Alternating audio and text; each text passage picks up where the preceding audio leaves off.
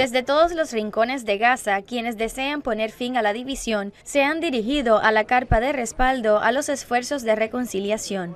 Basta de divisionismo es el grito que se eleva para que tal vez llegue a oídos de las dos delegaciones de los movimientos de Hamas y Fatah allá en Egipto. Señores, no regresen de Egipto si no están reconciliados, porque nuestra situación es difícil y ya estamos cansados. Los jóvenes en Gaza no tienen trabajo y no tienen vida. No hay vuelta atrás en relación a la opción de la unidad nacional, y el armamento de la resistencia es un armamento legítimo que confirma todo lo que ha ocurrido aquí. Hay muchas y variadas exigencias y todas concuerdan de manera unánime en rechazar la colocación de obstáculos ante el proceso de reconciliación y, por encima de todo, los condicionamientos.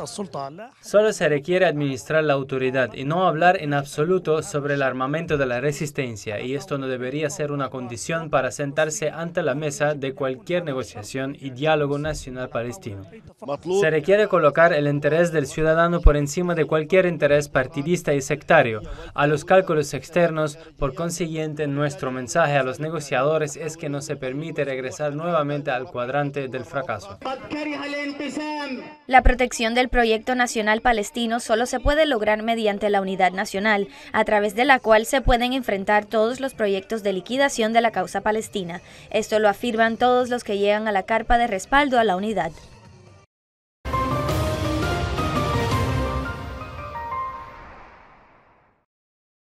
Guevara Gaza es el alias de uno de los héroes de la resistencia palestina que luchó contra la ocupación israelí en la franja. El refugiado en Gaza, natural de Haifa y combatiente en las filas del Frente Popular para la Liberación de Palestina, Mohammed al-Aswad, al escoger este nombre, oculta su verdadera personalidad durante su lucha indetenible para destruir la seguridad de la ocupación y de su ejército. Para ello, él siempre se inspiró en la biografía y la lucha del revolucionario internacional, quien destruyó junto con sus camaradas en América Latina la seguridad del colonialismo y de sus agentes. Para escoger ese nombre, tal vez el joven Mohammed haya vislumbrado a su ídolo durante su visita a Gaza el verano del año 59, o tal vez lo conoció, pero lo que es cierto es que el médico que llegó de un país lejano y representó mucho para Mohammed, al igual que para millones de jóvenes que aspiran al cambio y la liberación en el mundo. Para escoger ese nombre, tal vez el joven Mohammed haya vislumbrado a su ídolo durante su visita a Gaza en el verano del 59, o tal vez lo conoció, pero lo que es cierto es que el médico que llegó de un país lejano representó mucho para Mohammed, al igual que para millones de jóvenes que aspiraban al cambio y a la liberación en el mundo. La visita del ministro de Industria de Cuba en aquel entonces a la Franja de Gaza, la cual formaba parte de Egipto, fue un evento importante. La injusticia de la ocupación se encontraba acechando cerca de la franja, que aún no había sido ocupada, y de las ciudades de la costa palestina y Galilea, y los habitantes del sector occidental de Al-Quds, Jerusalén. La ocupación fue la motivación de Ernesto Che Guevara para visitar Gaza encabezando una delegación cuyo objetivo era transmitir las técnicas, tácticas y experiencias de la guerra de guerrillas a los combatientes palestinos que aspiraban a obtener la libertad. Ambos Guevaras murieron años después, a causa de la persecución y de una larga lucha que agotó a sus enemigos. Ambos dejaron el mismo nombre como legado para las generaciones y los pueblos, para que se inspiren con el fin de continuar su lucha hacia la libertad en todo el mundo. Así como lo dijo el camarada Castro un día, la patria del revolucionario es donde exista la injusticia, y la revolución es el deber de todo ser humano, para que cada niño pueda beber un vaso de leche diario. Hoy los niños de Cuba crecen sanos a la sombra de la sólida revolución en la que el Che formó parte para que fuera realidad el sueño de la victoria. Este sueño sigue siendo legítimo para que los niños de Palestina crezcan un día bajo el manto de la libertad que regó con su sangre Guevara Gaza y miles de jóvenes que siguen su camino y el de los revolucionarios.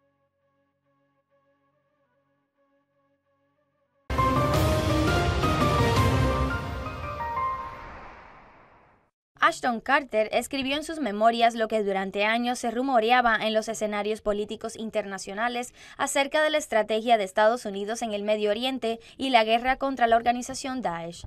Lo que dijo el exsecretario de Defensa de Estados Unidos confirmó una imagen que ya circulaba, aunque indirectamente, relacionada con la estrategia de la no estrategia adoptada por Washington en la región. Primera víctima antes que ningún otro de esta pesada herencia de maniobra estadounidense que impedía tomar una decisión fue su propio campo de influencia, que se convirtió en el paso del tiempo en un campo limitado a causa de las fuerzas regionales que habían llenado el vacío dejado por Estados Unidos, pero eso no es todo. El camino hacia el vacío necesita de una ruta de desgaste para las otras partes. Por tal motivo, Washington se hacía eco de la expresión del exsecretario de Estado Henry Kissinger durante la guerra Irán-Irak, deseando que no triunfe nadie, más bien que ambas partes resulten derrotadas. Tal vez Kissinger estuvo presente de manera directa o indirecta en la formulación de las inquietudes estadounidenses, especialmente al decir que la derrota de Daesh significaría el surgimiento de un imperio iraní extremista.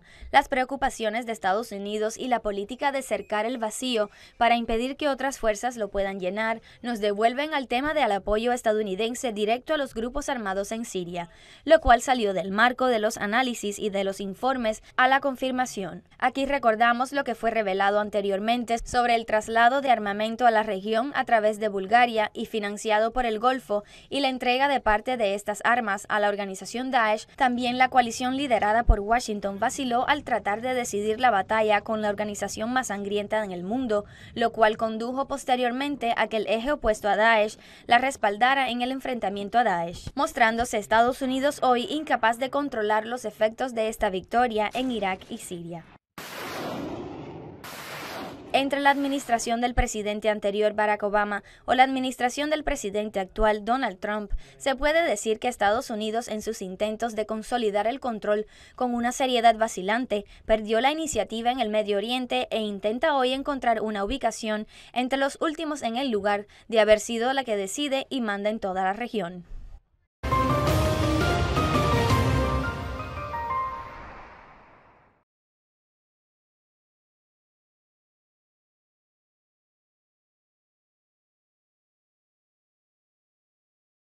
Cuentan que, un poco antes de su ejecución, el revolucionario internacional Ernesto Guevara se dirigió a la persona que fue a informarle que sería ejecutado, diciendo: «Sé que estás ahí para matarme, apunta cobarde, todo lo que harás es matar a un hombre». Él fue así. Mataron a un hombre que el Sheikh Imán describió en su famosa canción «Guevara murió» con las siguientes palabras: «Un centenar de pérdidas para los hombres». No fue la muerte el factor determinante para la transición de Guevara de su carácter revolucionario al de un símbolo universal inspirador de cada oprimido, combatiente y reformador. Su caso aquí es similar al de los combatientes que lo sucedieron y cuyas características sublimes y sus caminos escabrosos se asemejan, independientemente de sus diferencias ideológicas. Volviendo al pasado reciente, cuando Imad Mugniya murió en Damasco en el año 2008, las diferencias ideológicas no impidieron describirlo como el Guevara de la resistencia islámica. La palabra Guevara y la palabra islámica solo las une una biografía cuya esencia humana es predominante. La resistencia a la ocupación y la lucha por el oprimido se asemejan, Guevara y Mugniya. El simbolismo así trasciende a la persona en particular, llegando a reflejar valores comunes que han caracterizado a las personalidades que pueden ser descritas como guevaristas, especialmente durante su lucha contra la hegemonía de las grandes potencias sobre los recursos de los pueblos. Regresando al siglo pasado, no podemos ignorar esta foto que reúne al Che Guevara con Jamal Abdel Nasser, ambos pioneros en los esfuerzos por nacionalizar las instalaciones nacionales para beneficiar al pueblo con sus recursos, después de impedir el saqueo del colonialismo de estos recursos. Nadie olvida la soledad de Guevara en el momento de su captura en los bosques de Bolivia y a la hora de su ejecución. ¿Quién puede olvidar la soledad de Yamil Abu Hayrad en la cárcel o la soledad de cada combatiente palestino que lucha contra la ocupación? El simbolismo guevarista trasciende más allá de una imagen impresa sobre un suéter. El presente todavía es testimonio antes que la historia, de que la semejanza de valores entre las corrientes de la resistencia en todo el mundo hacen que todo periodo sea guevarista.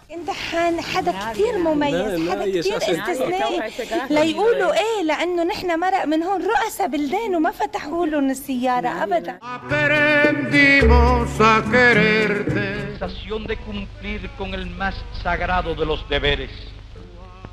Luchar contra el imperialismo donde quiera que esté. Digo una vez más que si me llega la hora definitiva bajo otros. Che Guevara.